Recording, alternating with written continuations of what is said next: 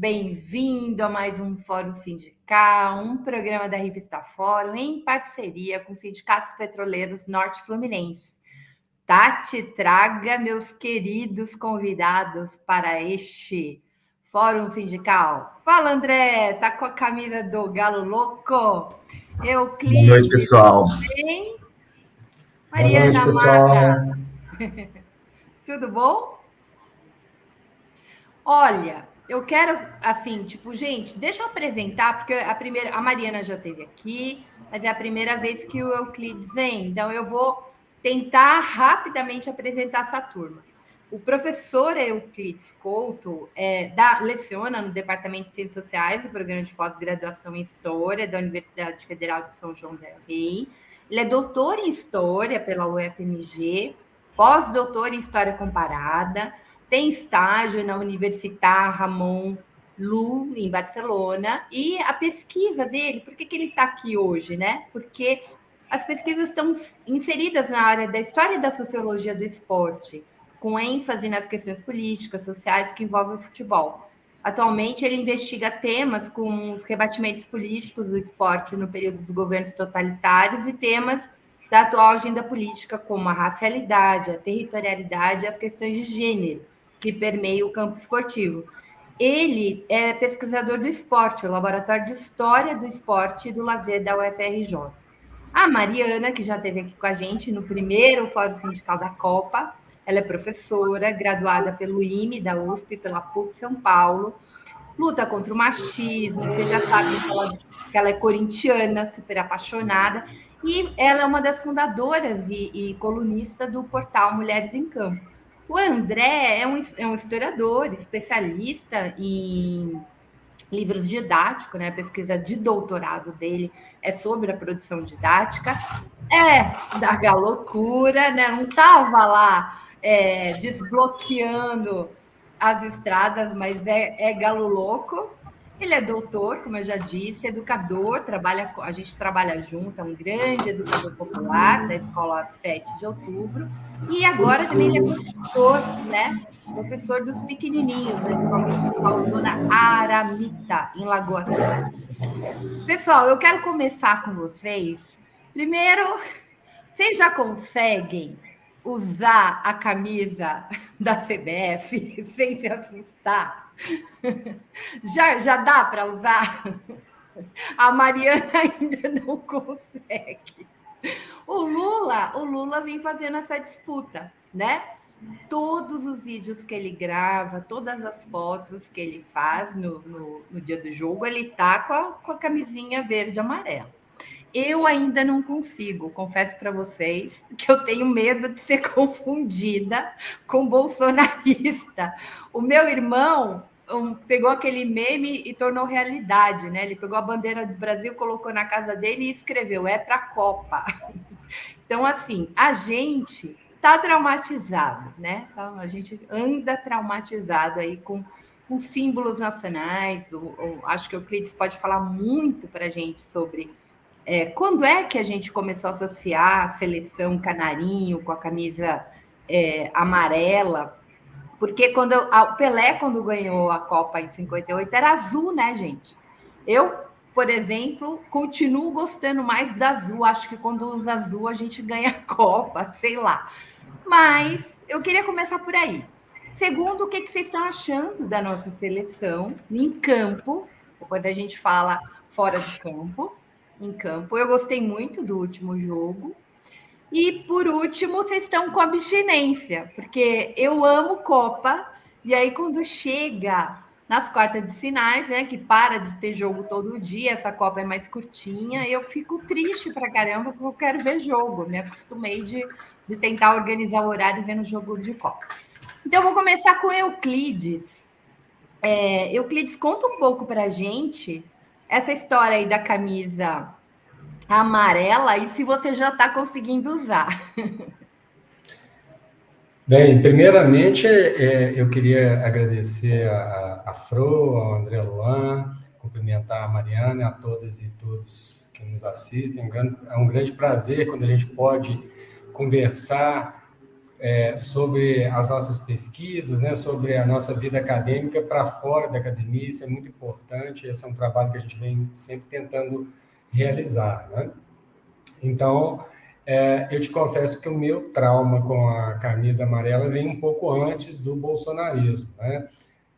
Na Copa de 2014, nós enfrentamos, né, a realização da Copa aqui no Brasil. Nós lutamos contra a realização da Copa no Brasil porque nós acreditávamos que não era o momento de ter Copa e etc., né? A Copa gerou uma série de rebatimentos, especialmente contra as pessoas mais pobres, né? Então, nós lutamos junto com os comitês anti-Copa, e aqui em Belo Horizonte, enfim, e desde 2014 que eu te confesso que eu não consigo mais torcer para a seleção brasileira, embora agora eu esteja me esforçando, porque eu acho que é o momento da gente recuperar esse amor pela seleção, para a gente resgatar esse símbolo nacional que é muito importante, né? Então, esse símbolo nacional, né, que é a camisa da seleção, ele ficou nas mãos da direita desde 2014, né? Desde que, naquela época, a torcida vaiou a presidente Dilma Rousseff, né, nos jogos aqui da Copa do Mundo, e aquela elite, né, que naquela época era aecista, né, e que assumiu o protagonismo naquele momento ali em 2014, e quase que por osmose essa camisa passou para os bolsonaristas, né? Não é à toa que ela passou para os bolsonaristas, né?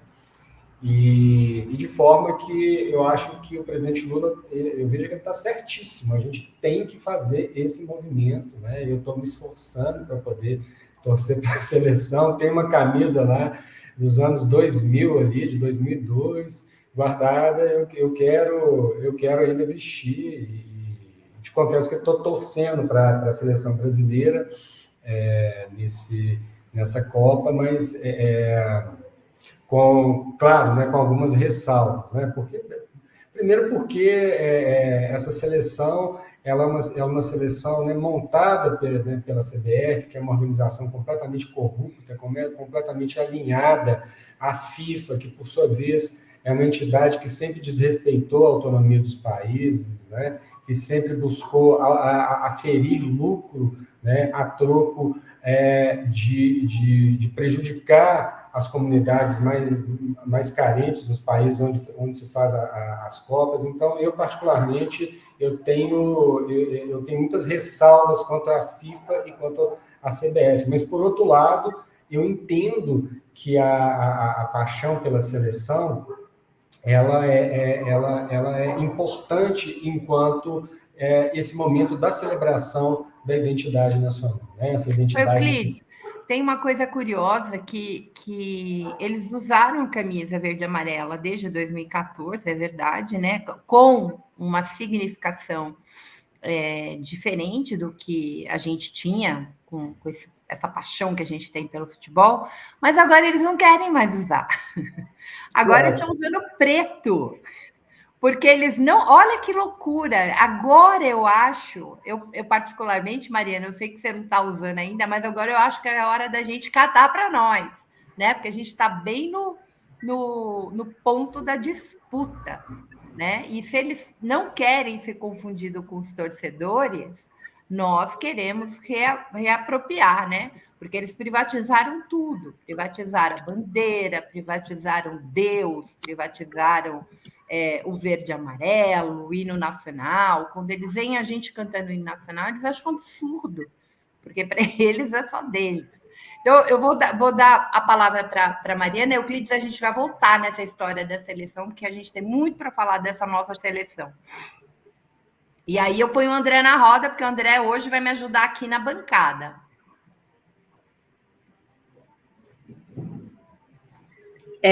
Boa noite, primeiro, né? Obrigada pelo convite.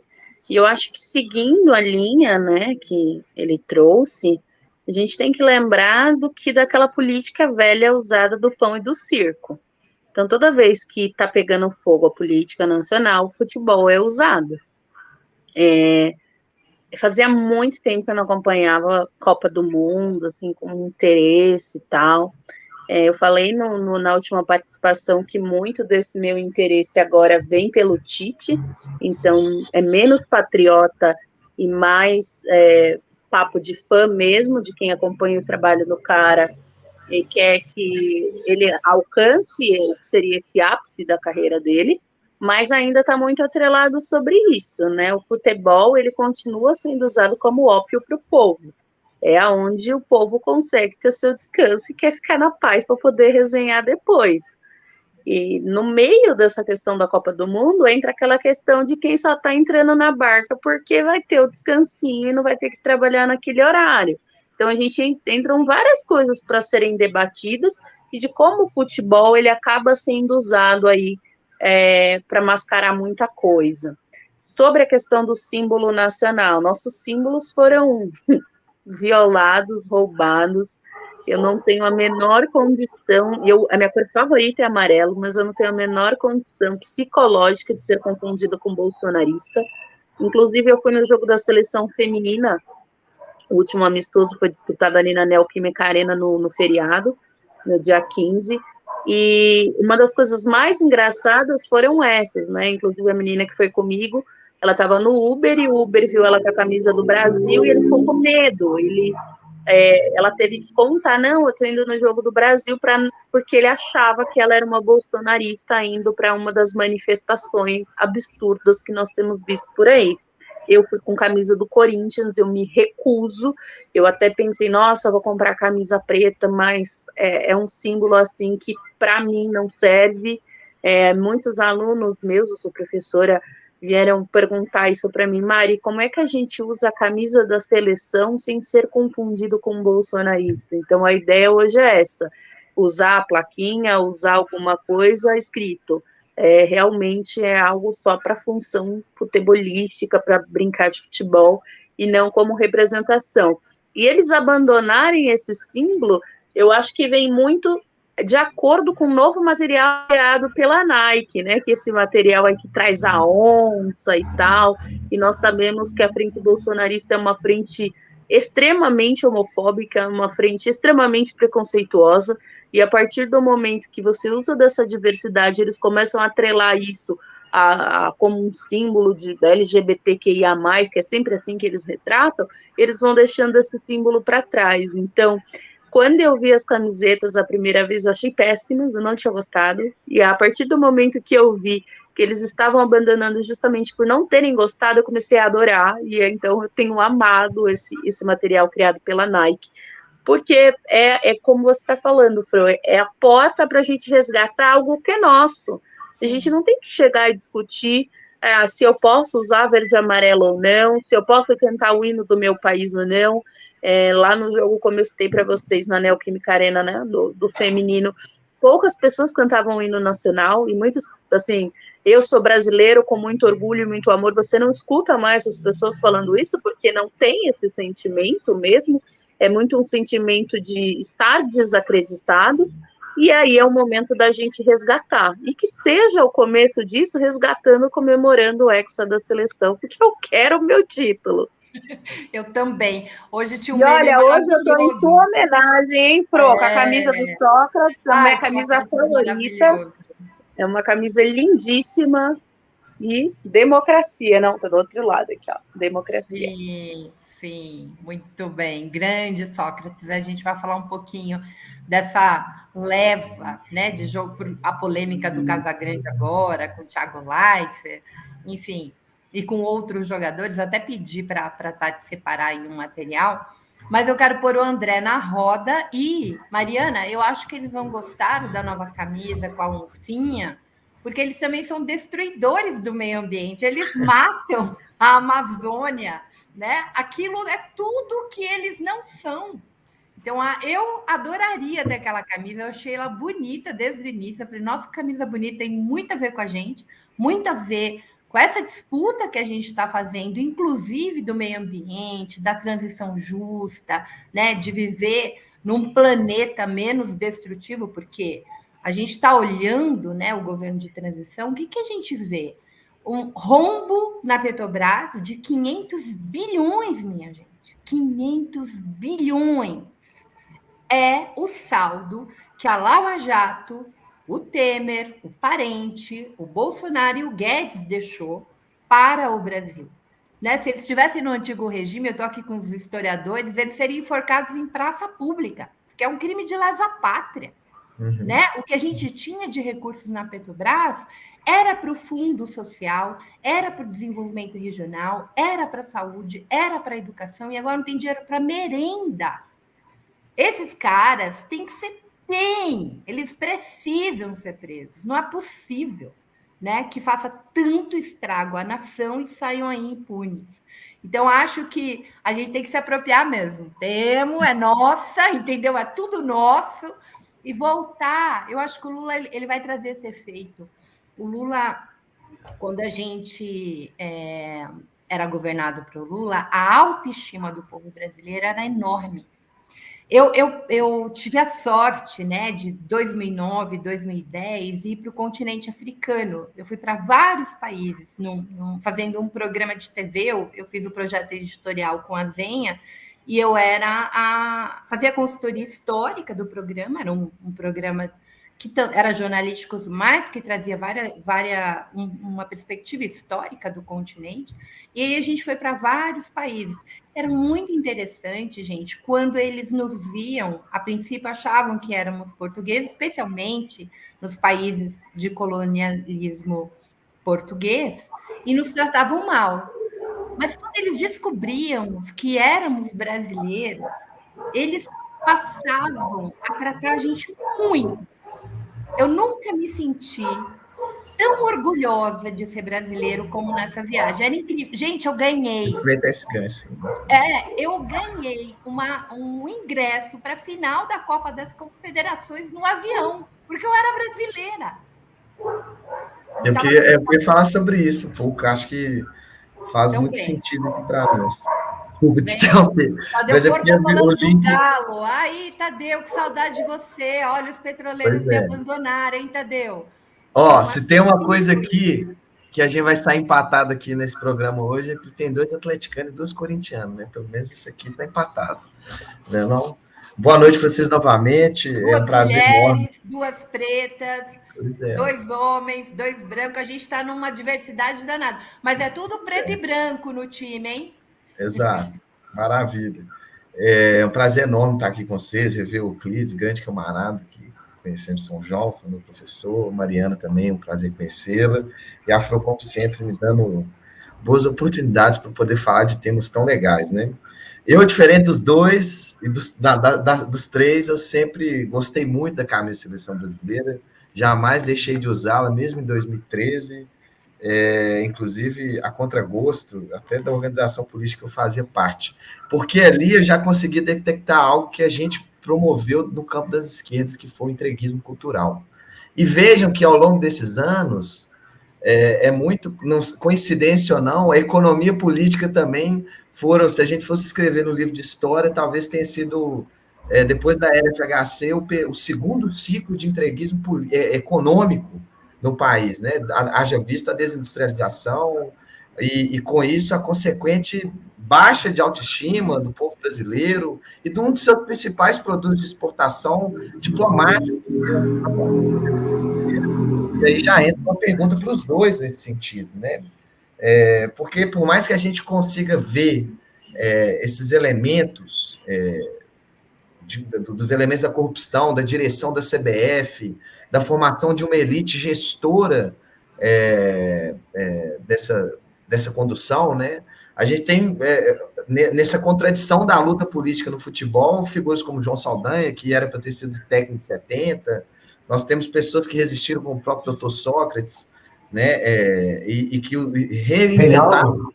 O próprio Reinaldo, né? Que desafiou a ditadura militar em 78, né? Quando recebeu um tapinha lá do Geisel, não foi, se não me engano, que falou que era para ele deixar de fazer política no estádio, que eles que fizessem política lá, enfim... Então, a gente tem esse conflito contraditório, essa ambivalência, né? Ser brasileiro também perpassa essa ambivalência da disputa, né? E aí eu fico pensando o seguinte, Por mais que haja isso, a gente tem uma indústria de produção do futebol que exporta jogadores e exporta um jeito de jogar. E uma coisa que me foi curioso, que me deixou muito curioso, que é um tema, inclusive, que a gente colocou no texto, né, que a Afro produziu, é de que maneira, porque há um apelo tão grande dos países pobres, das nações mais escuras, que não estão na Copa do Mundo e estão torcendo para o Brasil. Isso que eu queria entender, assim, eu queria que vocês falassem um pouco disso, né? Por que essas nações mais escuras se veem representadas como o Brasil, como grande embaixada do terceiro mundo, que vai tentar disputar a Copa do Mundo e vai enfrentar, né, a sua maneira, esse desafio que é ser campeão, né? Enfim, não chega a ser só o terceiro mundo, mas tem que ver majoritariamente, por exemplo, bairros na Palestina se organizando para torcer para o Brasil. Na Jamaica, no Haiti, enfim. Lugares, inclusive... Líbano, a gente tem Líbano, a gente tem mundo árabe, inclusive. Sim, bandeiras do Líbano apareceram no estádio. Né? Enfim, acho que para começar o debate, eu farei essa pergunta, sabe? De que maneira, de certa maneira, isso é uma forma do Brasil ser uma nova Roma, bem na utopia do Darcy Ribeiro, sabe? Como que o futebol Eu acho que é muito pela identificação. Você pega a identificação dos povos. Porque quando você olha para quem está na Copa do Mundo, primeiro que Mariana, meu primeiro momento é sempre torcer para as seleções africanas. E eu acho que seja um caminho que todo mundo siga. Tanto que todos os mundiais que o blog cobriu até hoje, eu fiz questão de cobrir Senegal, né? E cobriria qualquer outra seleção africana. Acho que é o primeiro momento. Mariana, especialmente quando está jogando com seleções europeias. Exatamente. E às vezes é incrível, porque essa coisa assim, tipo, Marrocos e Espanha. Aí a gente fala assim, ganha Marrocos para pegar Portugal e ganhar também. Você acha? Agora que é com Portugal, então, sou Marrocos desde que eu nasci. Então, eu acho que o primeiro momento é essa questão da identificação. E aí você vai por questões de proximidade. Você não vai torcer pelo seu colonizador. O único país que paga pau para colonizador até hoje que eu conheço é o Brasil. Porque, assim, não sei, o Brasil tem o cordão umbilical enterrado lá em Lisboa. Não é possível, de tanto que eu escuto brasileiro endeusar Portugal, de ter esse sonho de viver em Lisboa, em viver em Portugal. Então, é uma nação que tem problemas com a sua identidade. Então, quando você vê outros povos chegando no Brasil, pesa muito, além dessa proximidade, a questão do brasileiro ser um povo acolhedor. Nenhum povo no mundo é tão acolhedor quanto o povo brasileiro. O Brasil é um dos países que mais recebeu imigrantes na história do mundo, né? Só a gente vê aí a questão da imigração europeia na época do café, né? A maior colônia italiana fora da Itália, japonesa fora do Japão. Então, a gente tem aí essa questão de receber outros povos e a questão de ter o melhor futebol do mundo, né? O que o mercado brasileiro, essa construção do futebol em figuras, por exemplo, como a do Ronaldo, traz essa visibilidade desses outros países terem, digamos assim, a seleção brasileira como a segunda seleção.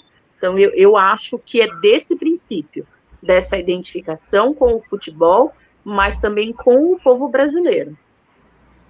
Euclides.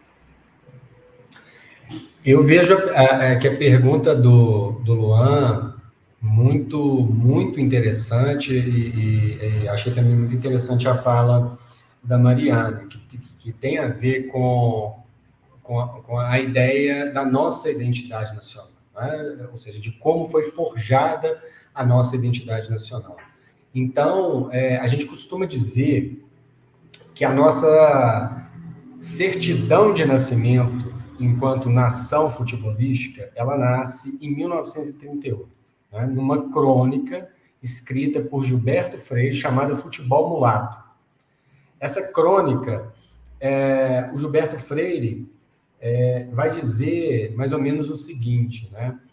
Que o Brasil tem o melhor futebol do mundo, embora não tenha ganhado a Copa de 38, porque tem floreios, tem pitu, tem improviso, tem capoeiragem, tem um quê de mulatismo, como o Nilo Peçanha.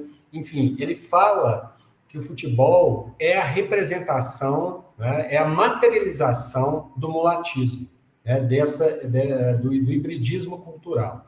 E essa ideia, ela passa a ser mediada, né, porque a gente está falando de Gilberto Freire, um grande cronista e grande escritor, né, escreveu Casa Grande e Senzala, e que depois ele vai ser reverberado pelos cronistas esportivos da época, né? Mário Filho, né, que dá o nome ao Maracanã, escreveu em 47 O Negro do Futebol Brasileiro, replicando a tese do Freire, José Lins do Rego. Então, nós acreditamos, né, que nós somos, de fato, os melhores do mundo, porque nós somos negros e mulatos, né? Que nós trouxemos algo de novo para o futebol, que é a improvisação.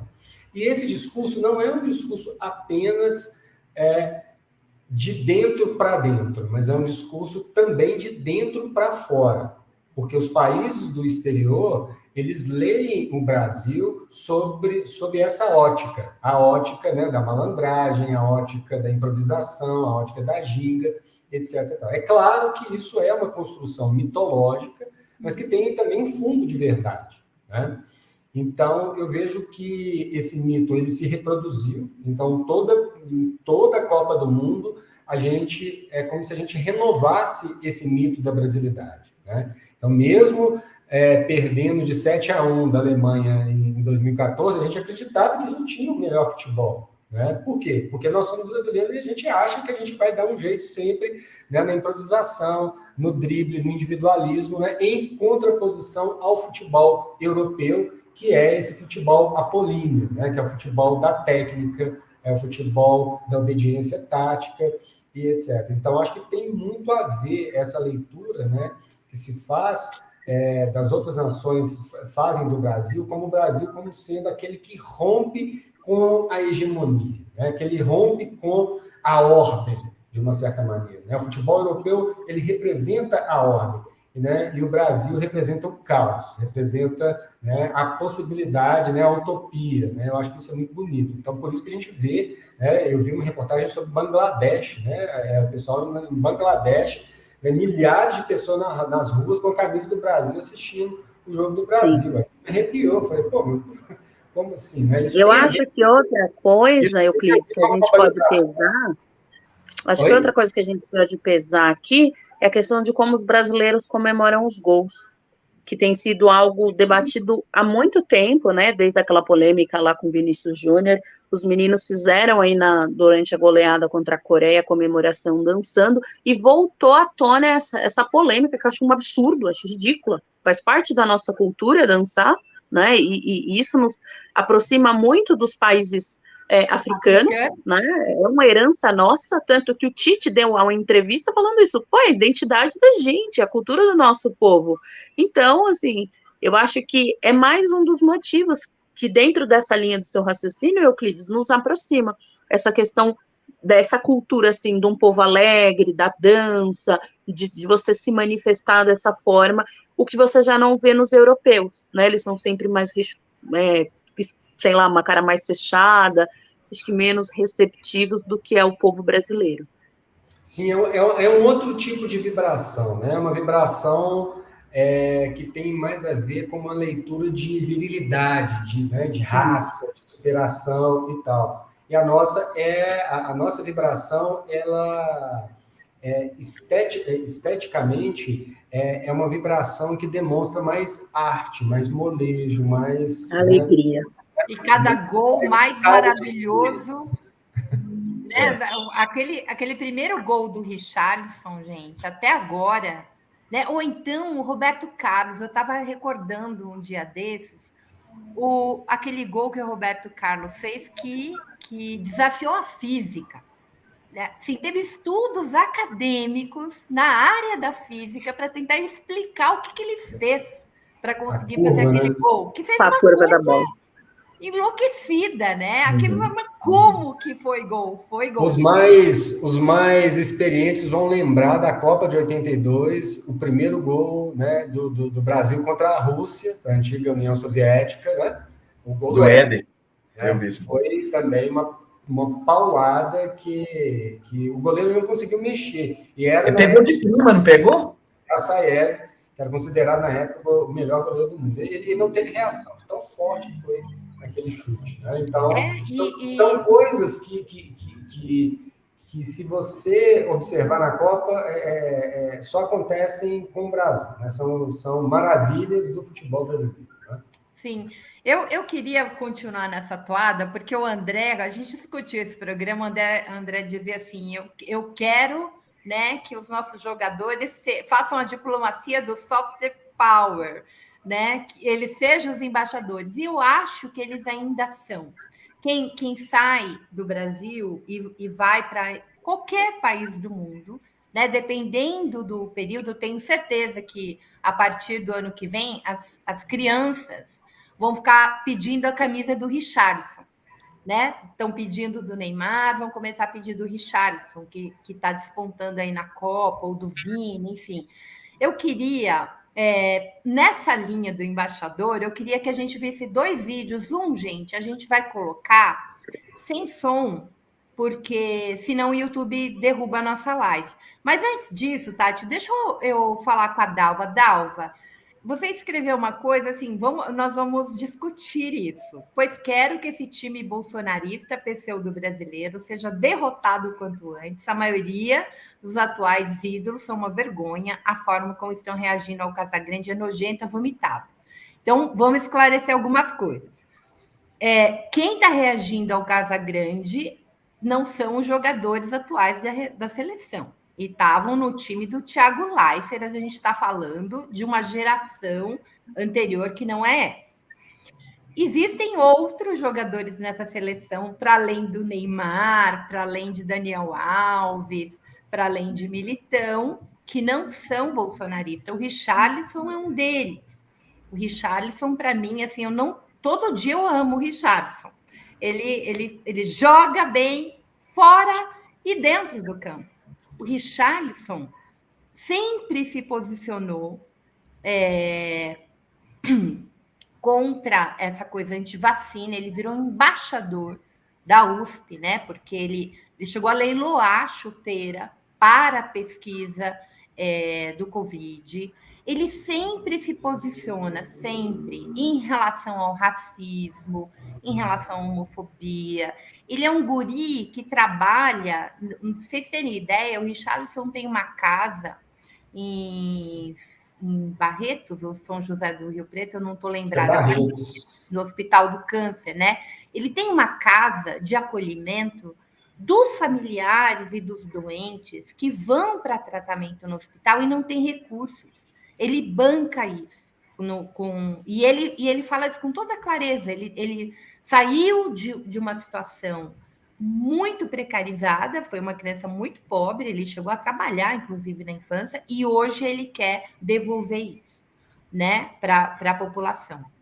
Então, o Richarlison é muito diferenciado. A gente tem outros jogadores que não são... Não é verdade que não é a maioria, mas a gente tem alguns que estão fazendo o contraponto, né? E eu acho que se a gente for nessa linha, mesmo o Neymar tinha prometido fazer o gol e dedicar ao Bolsonaro, fez toda aquela pataquada na live do Bolsonaro durante as eleições, mas ele silenciou tudo isso.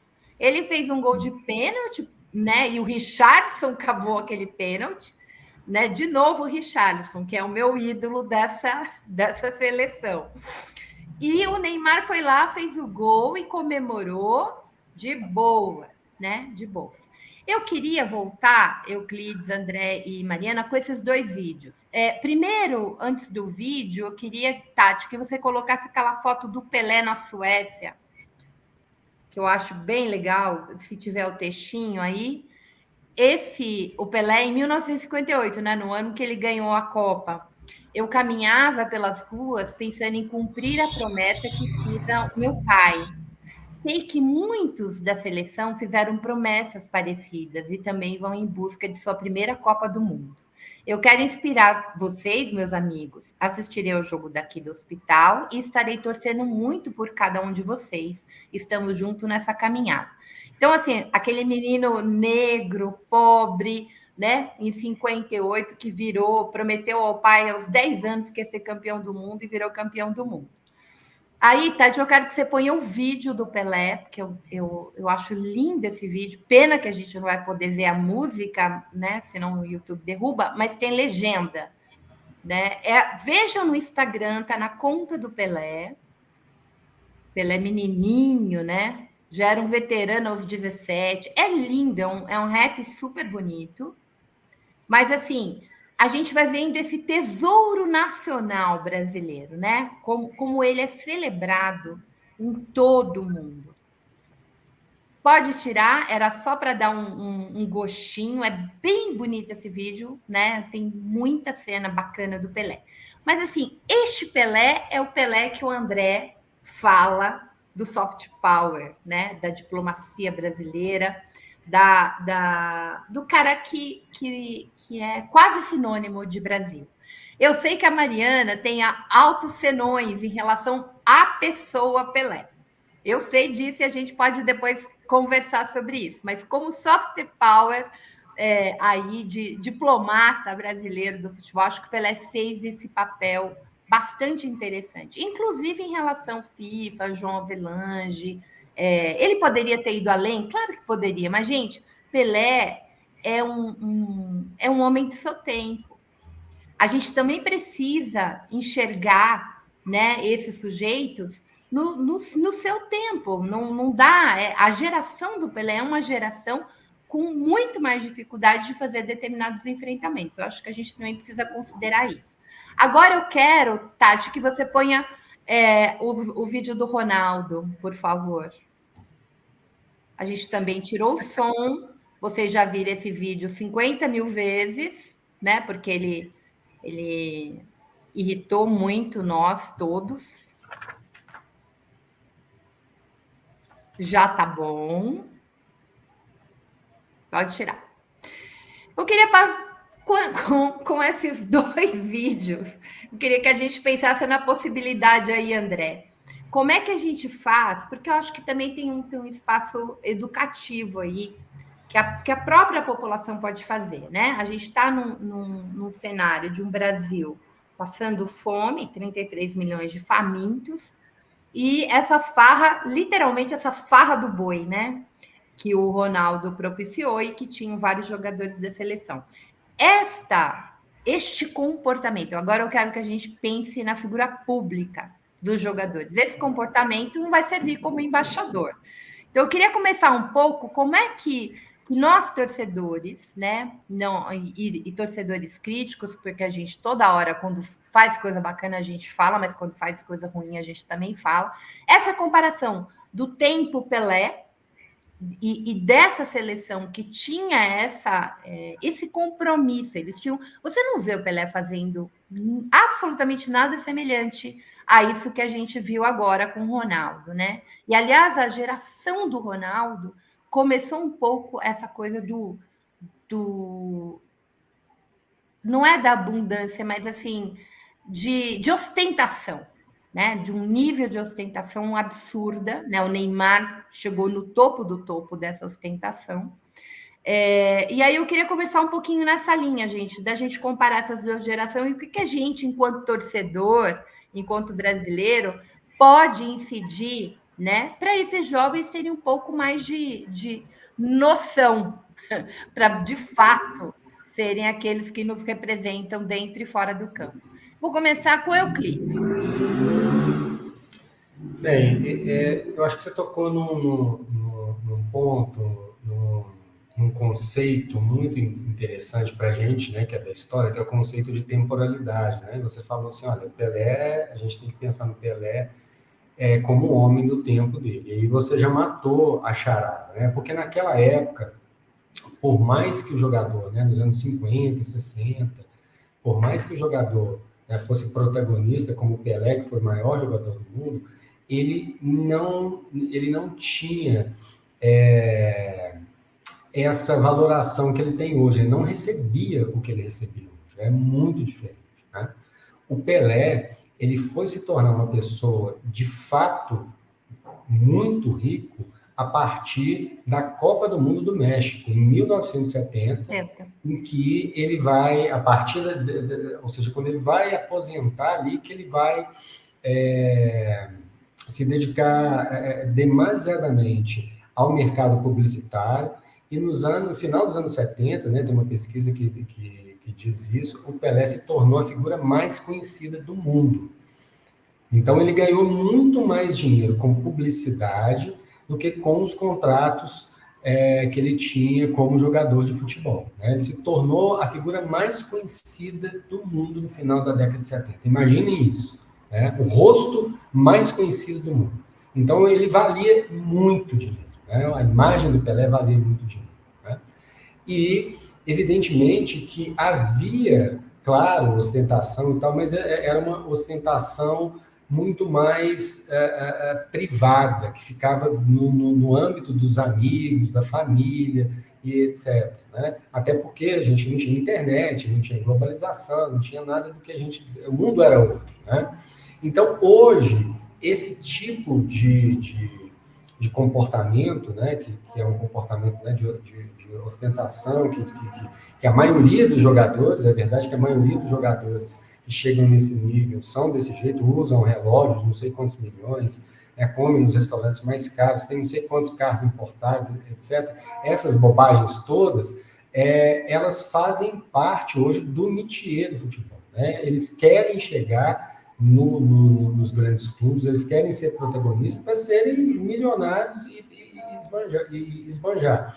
O caso do Neymar é um caso típico de um jogador que ele não conseguiu seguir a carreira dele porque pesou a ostentação, né? Pesou os compromissos que ele tinha com festa, com patrocínio, etc. Ele chegou num ponto que ele não dava conta, né, de conciliar a carreira dele de popstar com a carreira de futebol. Né? Então, o Neymar ele tinha tudo para ter sido o melhor jogador do mundo. E ele não foi. Né? E não foi por quê? Porque ele não se dedicou. Porque talento nós sabemos que ele tem.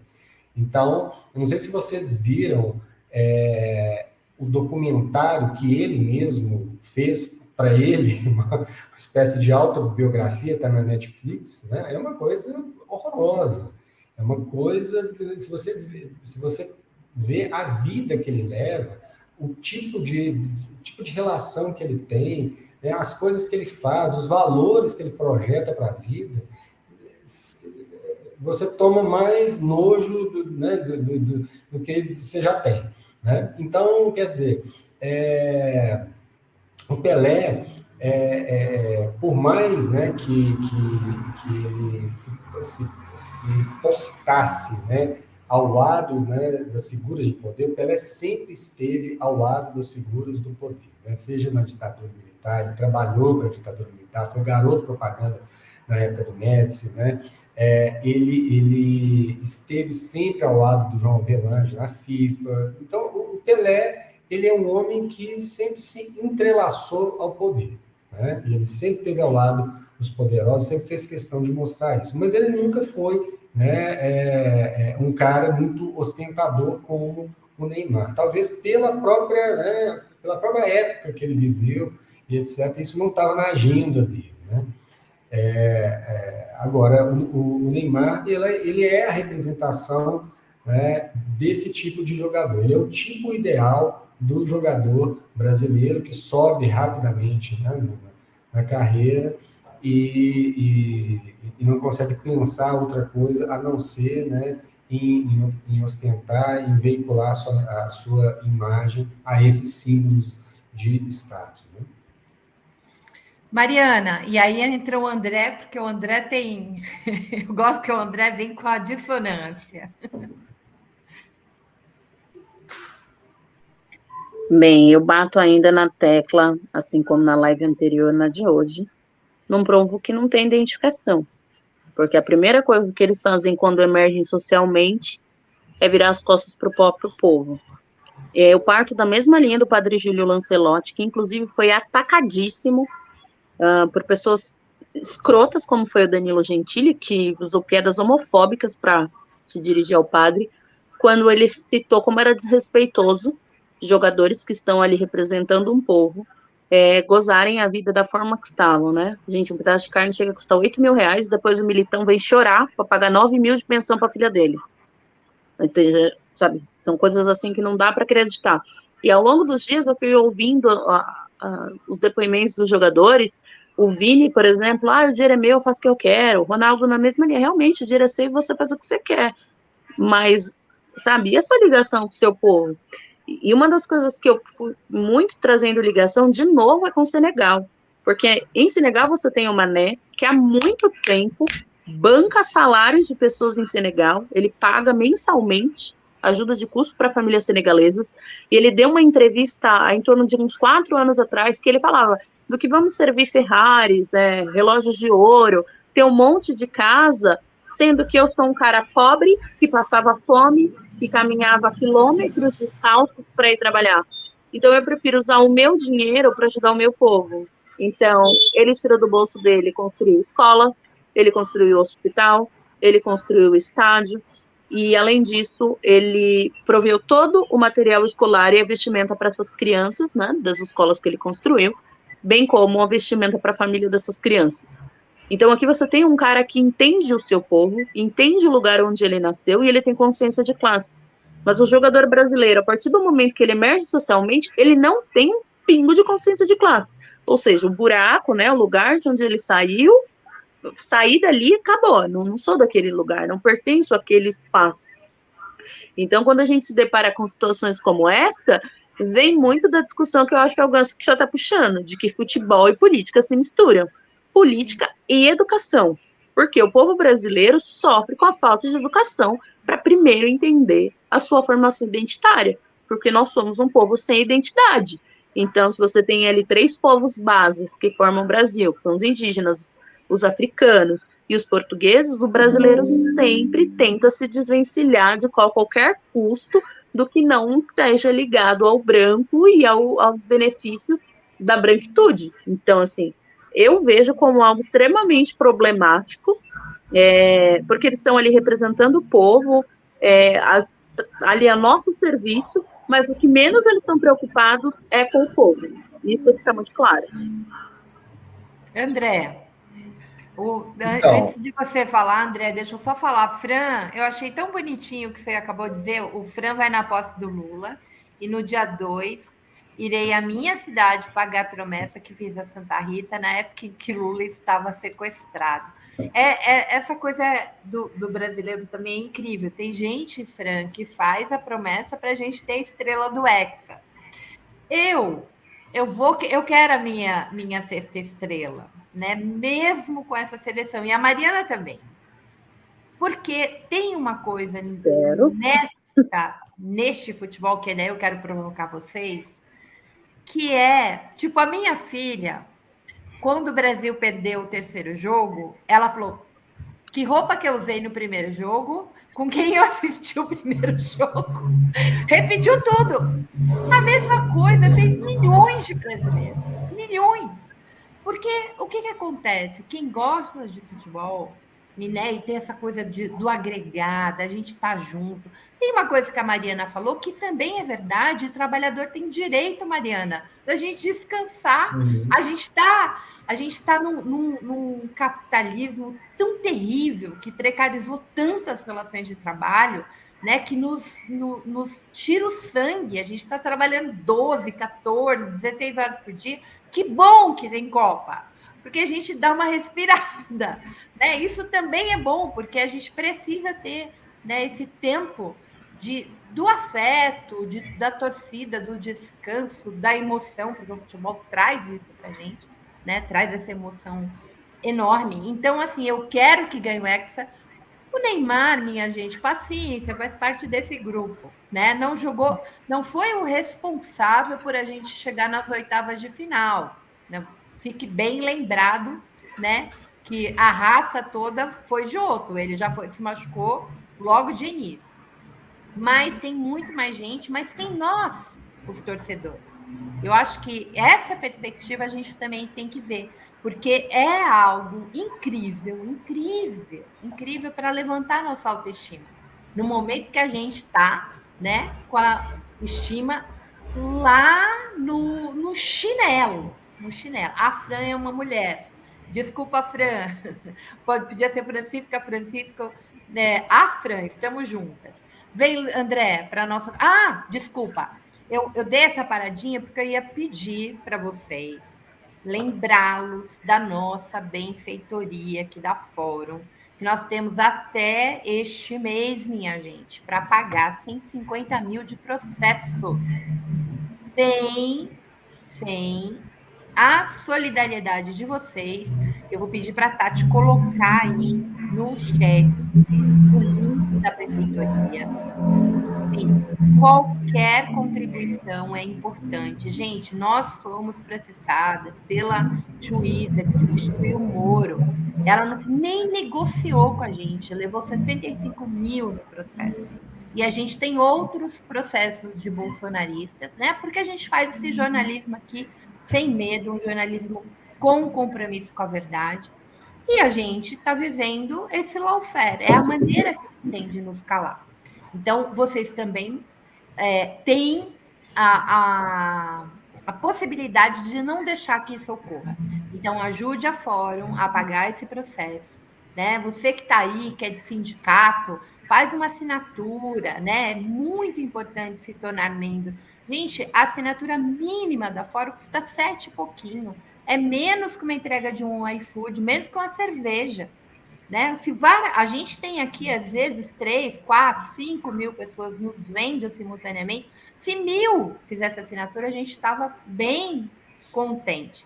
Então, podem mandar superchat, podem fazer o depósito aí no Pix, que está em cima da cabeça do Euclides, mas pode acessar a benfeitoria. Então, a gente está contando com vocês para sobreviver a esse assédio judicial.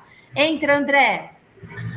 Então, eu acho que é muito legal porque, assim, essa ideia da seleção brasileira, ou de uma produção de uma identidade nacional, que é um tema que eu persigo esse tema desde o meu mestrado, e acho que o futebol é o melhor laboratório para se entender isso.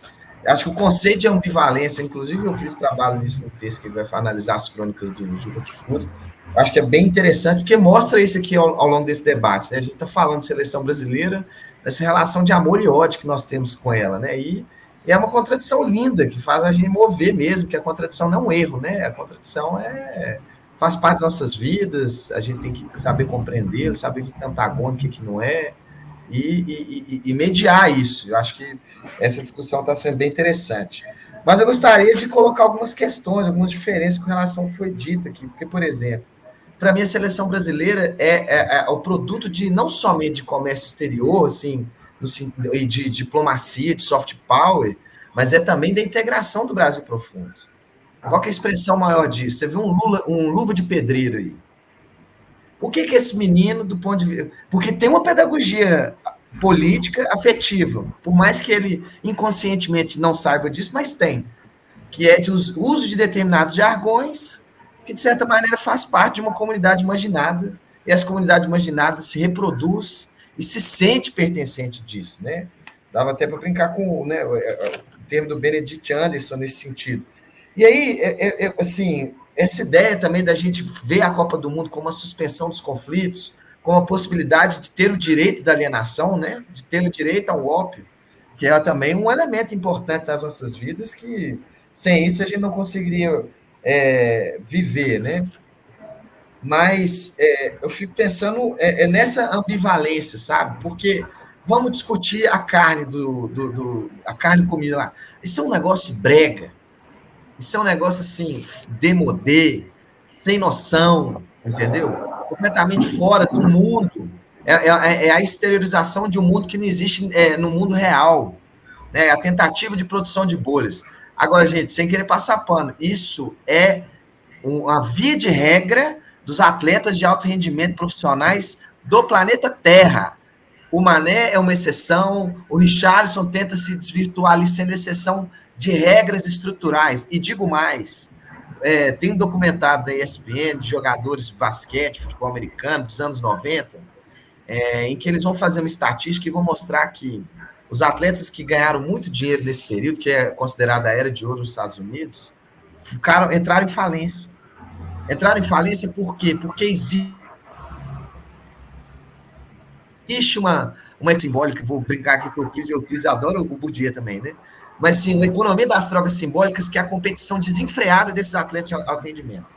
E tinha um negócio nos Estados Unidos que é o tal do Keep Up with the Bentleys, que é o seguinte, o atleta vai e compra um Bentley, o outro se sente menor porque não tem um carro do mesmo valor e vai lá e compra um mais caro ainda.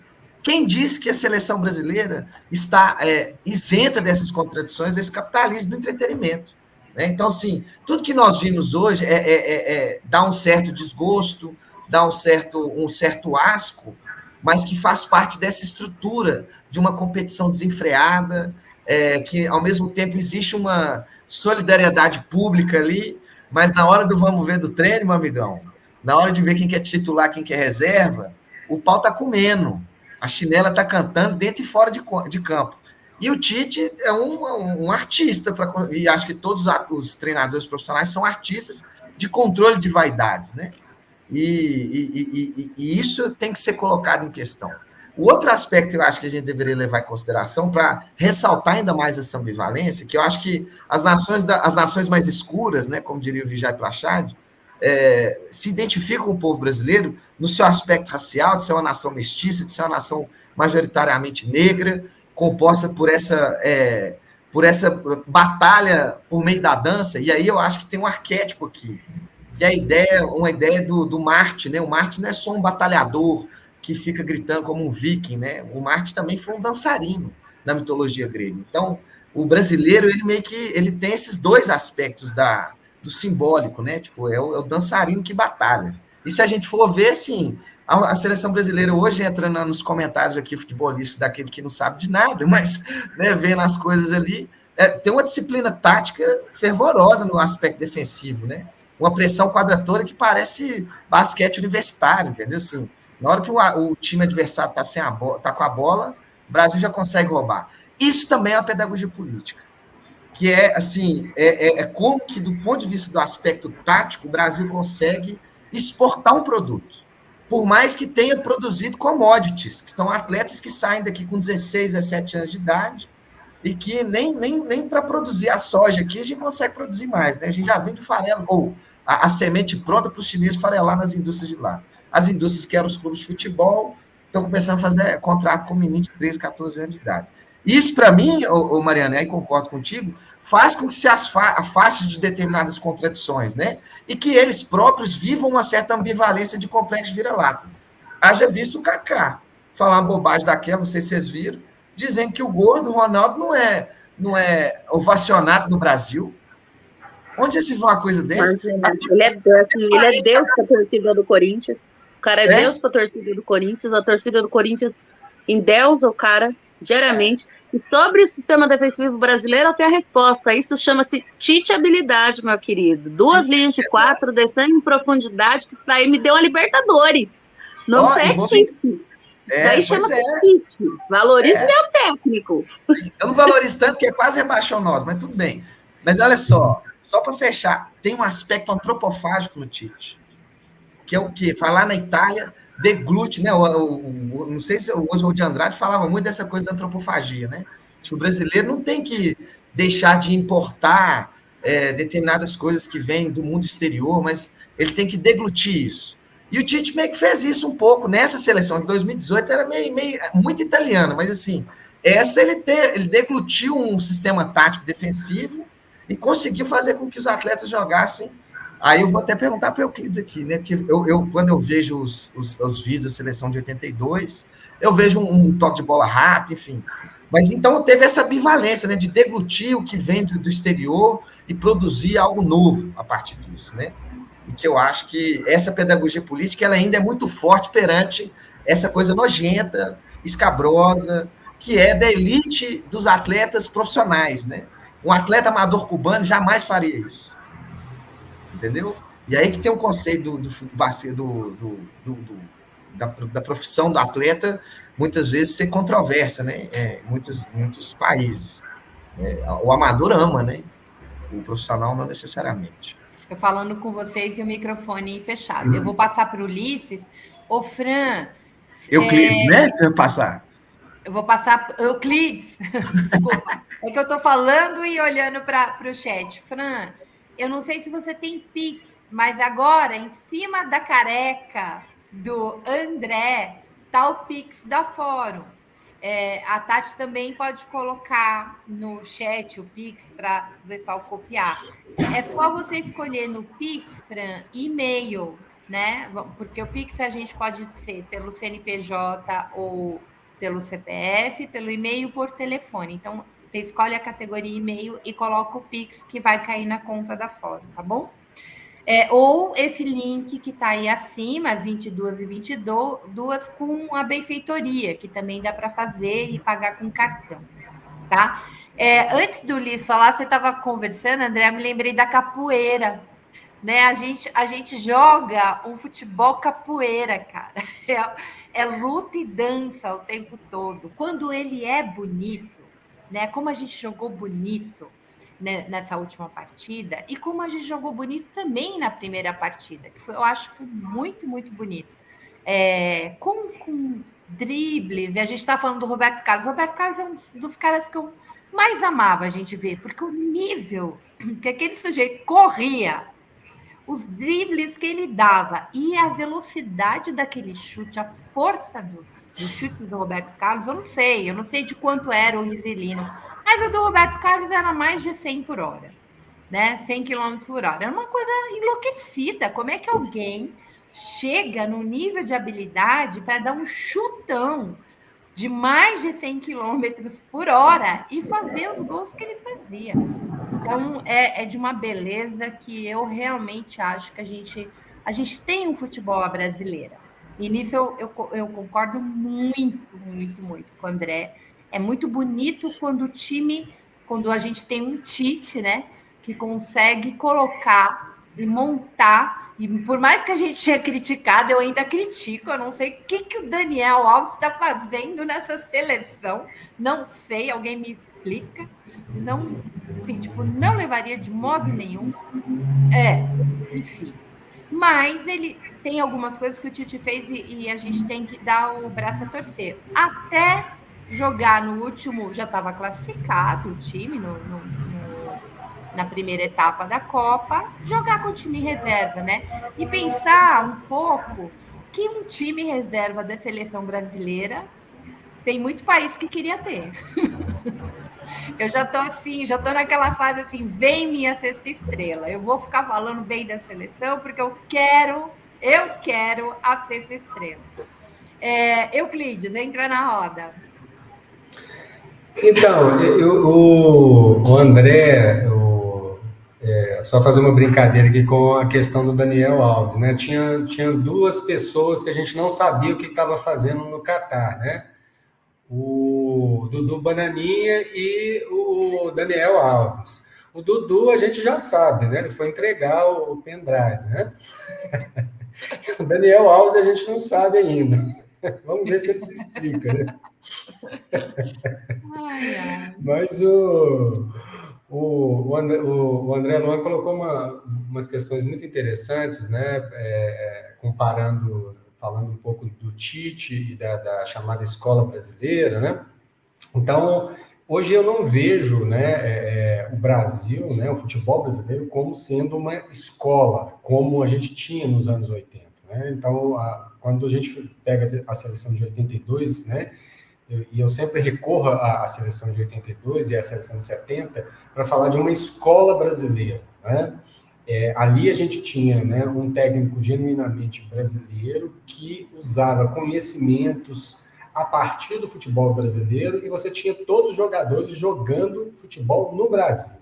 Né? Então, ali, de fato, a gente tinha uma escola brasileira. Hoje, com a globalização e com a prevalência, né, do modelo europeu, né, de se jogar, todos os modelos táticos hoje eles foram desenvolvidos, né, na Europa, e aí hoje, se você, a exceção do Dorival Júnior, né, o técnico, o ex-técnico do Flamengo, todos os grandes clubes brasileiros estão contratando treinadores europeus ou argentinos, que são, na verdade, frutos dessa escola europeia, da qual o Tite hoje é adepto. Né? Então, o Tite ele faz a seleção jogar espelhando as seleções europeias. Né? A gente não tem mais uma escola brasileira. Né?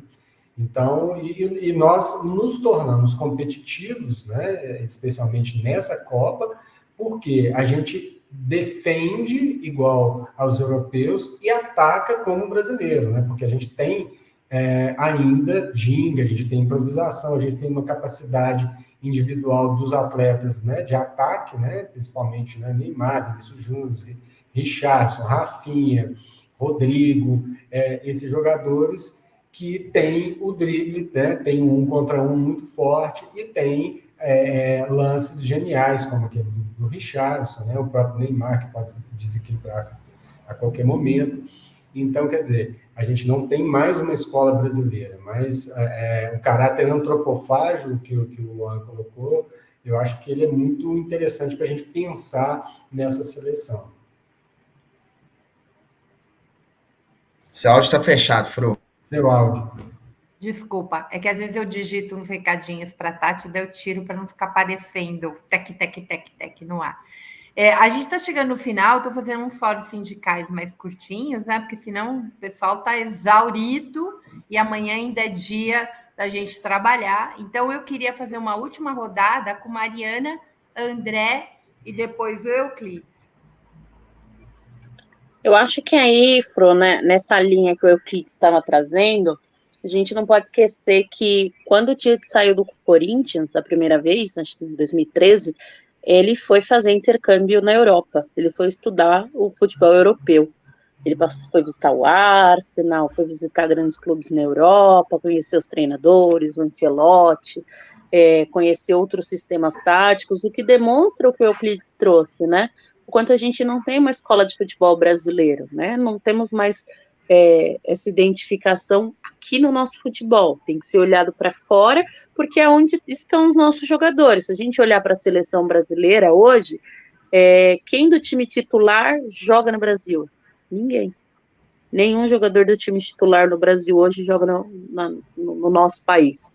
Nós temos alguns reservas ali, né, nossos reservas de luxo que atuam no país. Isso deixa muito claro o que ele trouxe, né, a partir desse intercâmbio e dessa necessidade de se equiparar ao futebol europeu. Até porque é o futebol considerado mais forte, por mais que eu considere o Campeonato Brasileiro o mais competitivo do mundo. Para mim, não existe campeonato no mundo mais competitivo que o Campeonato Brasileiro. Não existe. A gente pode discutir o que é um futebol bem jogado ou não, mas aqui 1-0 é goleado e é nisso aí que a gente quer ver. A gente quer ver o porco comer.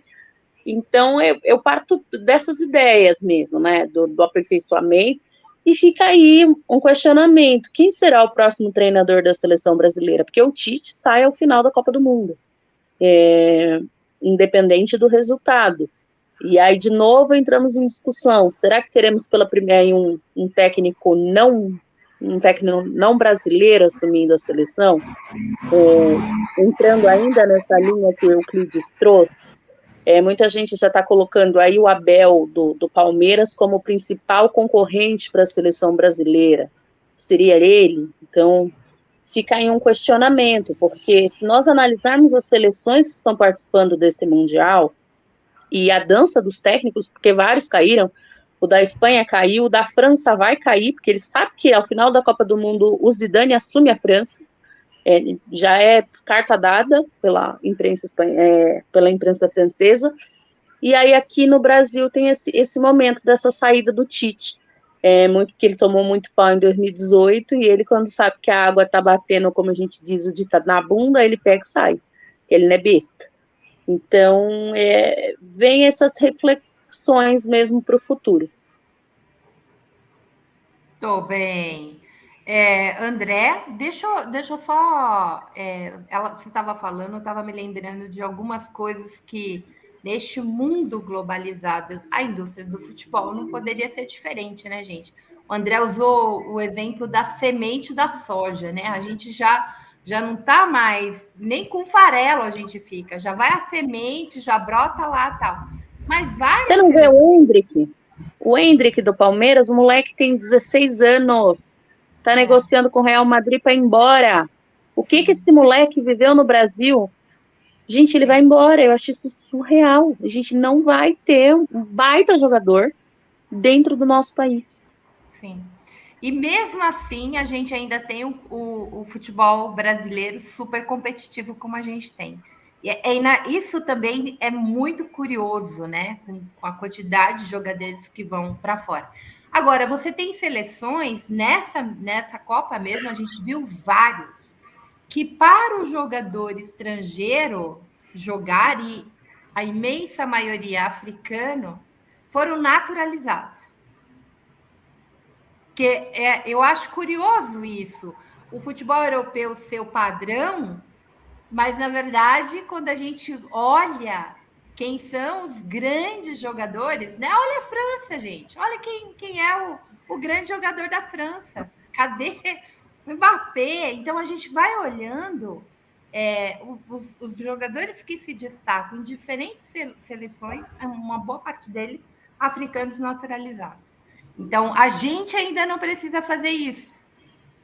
A gente ainda está parindo muito craque, né? O que é muito interessante na linha que a gente veio discutir nesse programa, que a gente tem um futebol brasileiro, por mais que a gente não tenha as escolinhas, etc., a gente está ainda produzindo muito craque aqui. Euclides, e daí o André fecha. Então, eu acho que para finalizar, né, eu gostei muito do debate, da oportunidade da gente conversar, né, sobre essas questões, né, que são muito importantes, né? A gente não dá a importância simbólica que o futebol tem, né? A gente não tem, talvez a gente não tenha noção dessa importância, né? E eu costumo dizer que o futebol ele é capaz de fazer coisas, né, que nenhum político e ninguém consegue fazer, né? O que está acontecendo no Brasil hoje, né, é a retomada, né, da camisa amarela, né, inclusive por setores progressistas, né, inclusive por gente, né, amigos nossos, né, que compraram camisa e que sindicatos que mandaram fazer as camisas. Exatamente, né? Gente do campo progressista que está retomando a camisa amarela. Então, eu acho que essa Copa ela vem num momento muito bom, depois da vitória, né, do presidente Lula. Eu acho que a gente precisa revitalizar o país, né, com outro tipo de nacionalismo, e eu acho que é um momento muito legal, né, para a gente poder valorizar o futebol, né, como essa instância, né, da catarse, essa instância, né, da integração, essa instância, né, de aproximação das pessoas, né? Então, acho que a gente está vivendo um momento muito especial. Talvez a gente só vai ter noção disso daqui a um tempo, né? A gente vai falar assim, olha, o Brasil ganha essa Copa, né? O Lula faz um belo governo, quer dizer, a gente vai mudar o patamar do país, o futebol, né, está nos levando, né? Olha, que os anjos digam amém. O Araripe está dizendo que o Tite nunca foi ofensivo, sempre foi retranqueiro. O Libório, o Mano Menezes, no Internacional de Porto Alegre, trouxe uma visão brasileira do futebol. Galera, brasileiro, tem outra coisa muito importante que a gente não falou neste programa. Durante a Copa do Mundo, todo brasileiro é um técnico. Todo brasileiro tem a sua escalação, todo brasileiro, para cada partida, saberia o que fazer. É impressionante também o quanto. Minha mãe tem 80 anos, minha gente. 80 anos.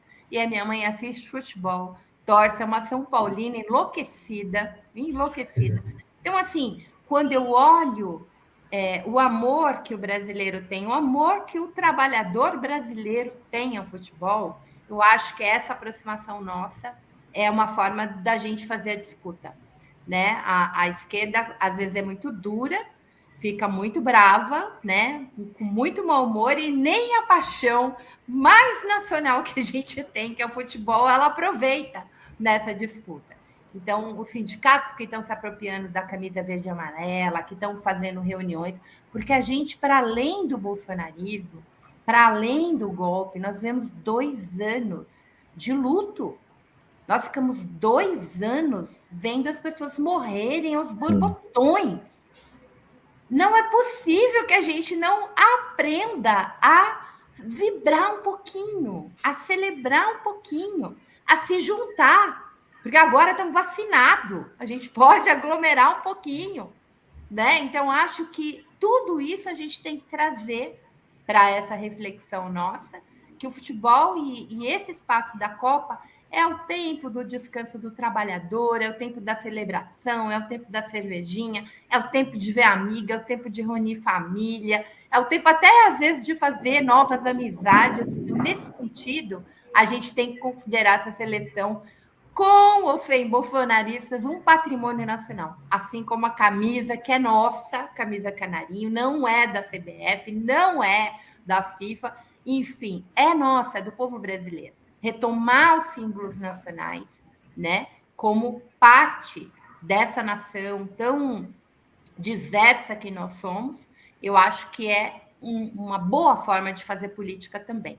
Aí eu vou chamar o André, né, o Galocura, para encerrar, esse debate. Valeu, querido. Primeiro, assim, agradecer mais uma vez a oportunidade de estar aqui, falando com vocês, agradecer ao Euclides pelo convite, né, aceito, a Fru também por ter organizado, por ter conhecido a Mariana. Acho que eu concordo muito com vocês, assim, nessa coisa da Copa do Mundo ser uma pré-história de um governo virtuoso do Lula, né? E eu acho que tem muita coisa que a seleção brasileira, como esse produto, como essa vanguarda que fala para o mundo, para o que o Brasil veio e o que ele vai ser, né? Uma curva de expansão imagética do Brasil, que o Lula vai se aproveitar muito disso. Acredito que, assim, né, nos fóruns de negociação, enfim, nos tratados a serem feitos, bem ou mal, esse conteúdo simbólico, ele aparece, sabe? Assim, não é inevitável, e é uma indústria, de fato, assim, que o país possui, e a gente precisa de ter muito orgulho dela, apesar das direções e apesar desses descalabros que a gente sabe que o futebol profissional nos proporciona, apesar da gente ainda gostar ainda mais daqueles que resistem, né? Assim, agora, hoje foi o Richarlison, ontem foi Afonsinho, Reinaldo, Sócrates, que são figuras que vão sempre ser carregadas. Oi? Casa Grande, claro, são verdadeiros heróis da pátria e enfim, né, com todas essas contradições que a gente já falou, né? Agora, sobre o negócio do técnico, eu queria dar um palpite aqui, né? Assim, já basta as universidades brasileiras, muitas delas, né, já terem essa lógica de macaquear muito, papagaiar muito a reprodução das ideias vindas dos grandes continentes, do velho mundo, digamos assim, né? Acho que isso já basta, né? Assim, até a intelectualidade futebolística também cai nessa, né? A gente viver de catequismo jesuíta, até nisso me parece ser uma coisa assim completamente desvirtuosa para para uma seleção que talvez tenha dado uma abertura, não sei se eu quiser concordar, mas aí a gente vai ter que pensar depois no boteco aí, que é a abertura da possibilidade de uma escola brasileira, né? Eu acho que esse time, do jeito que está jogando, nos proporciona um pouco isso. Das jogadas plásticas, e Deus me livre guarde, não estou querendo jogar praga, né? Mas eu acho que já cumpriu um papel de ter um futebol mais vistoso. E aí o que acontece? No patrimônio da política da autoestima, os golpistas, o Michel Temer, o Bolsonaro, eles ficaram com 7-1, tá certo? Eles que ficaram com todo esse patrimônio das eliminações, dos times que não brilhavam, tá certo? E nós estamos aqui com uma abertura, né, com a possibilidade de ter uma seleção que, dentro das condições normais de temperatura e pressão, uma coincidência maravilhosa, está nos proporcionando a gente redemocratizar o país, talvez assim como em 82. Talvez o desfecho seja, e a gente espera que seja diferente, não seja tão melancólico, está valendo a pena. E o bom, né, André, a gente lembrar que o último título do Brasil veio em 2002, né? E ano seguinte foi o Lula presidente. Estamos em 2022 e quem será o presidente ano que vem? O Lula. Então, queira Deus que a história se repita. Ele é pé quente, ele é pé quente. Ele é corintiano, ele é corintiano. O Marcos Terrado Nessa vai se repetir como verdade mais verdadeira ainda. Né? O Araripe está dizendo, chama o Casão. Eu já entrevistei o Casão no Fórum Sindical, Araripe. Vai lá na playlist do Fórum Sindical, foi uma entrevista maravilhosa. Casão, assim, mora no meu coração, literalmente. Então, Para terminar, gente, olha só, a gente elegeu um presidente que é uma estrela de um partido de estrela e a gente está atrás da nossa sexta estrela. Taca o meme aí que a gente já vai escolher aí, né? Eu adorei a Fatu Nidia diz, qualquer escolha que não for a 3 ou a 4 está errada. Eu gostei muito da opção 3. Quando a gente pegar o Hexa, a opção 3 para mim é a mais bacaninha. Qual vocês preferem? Coloquem aí nos comentários. Eu quero ouvir, por último, a escolha do meu timaço aqui de entrevistadores. Qual que você prefere, André? Rapaz, eu acho que a 4 é imponente. Faz A um 4 é triângulo. bonita também. Eu também gosto da 4. Mariana. Mari? Bota a carinha do povo do ladinho, Tati. Você consegue para eu ver o pessoal? A Mari caiu? Ulisses. Olha, eu gostei da 2 e da 3. Eu tenho dúvida. Eu fico entre 2 e a 3. Ah, eu para mim, eu continuo com a Fatu, 3 ou 4. Galera, vê aí quem vocês acham, qual a gente, né, vai ter essa estrela aí. Mariana, você tá travada, meu amor. Não vai poder falar. Porque a gente está chegando no final, então vamos torcer para o Brasil, gente. Vamos torcer para o Brasil, vamos continuar com esse espírito incrível que a Copa nos traz, né? E esse orgulho que a gente está precisando, ampliar a nossa autoestima e ver o Brasil brilhar no mundo. É nosso desafio aí para reconstruir esse país que foi tão massacrado aí pela extrema-direita, pelo bolsonarismo, essa coisa que está indo embora, gente, está indo embora. E a gente vai ficar aqui, como diz o André e a Mari, com a memória de 2002, né? Somos os únicos pentacampeões e vamos ser os próximos hexa. Beijo imenso, gente. Tchau!